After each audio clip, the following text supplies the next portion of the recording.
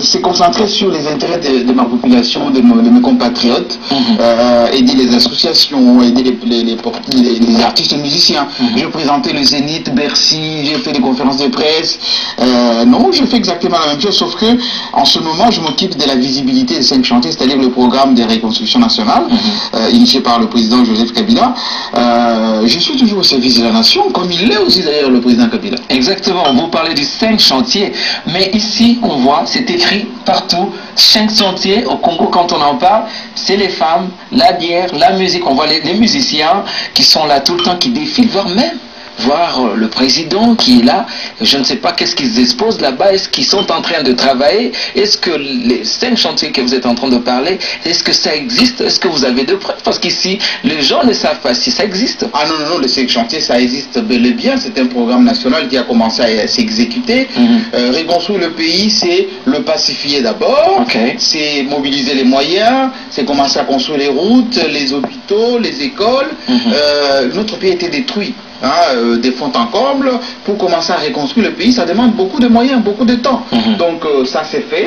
Il faut avoir un peu plus de respect quand même pour un président de la République ou pour la chose la plus importante.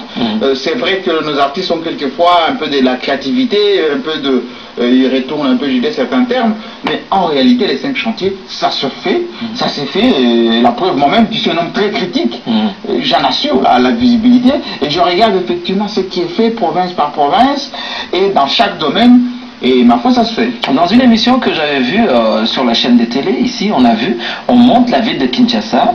Je vous assure, il y avait la pluie, je ne sais pas, 2 jours de pluie, mais on voit même des crocodiles dans la ville. C'est-à-dire, c'était terrible, mais vous nous parlez toujours de 5 chantiers, la route principale ou le boulevard du 30 juin, on nous a montré dans une émission en Lingala, mais là, on se dit, mais c'est pas possible. Vous voyez, on nous parle toujours de 5 chantiers, ça continue, ça y est, ça se... Non, mais je pense qu'il faut avoir une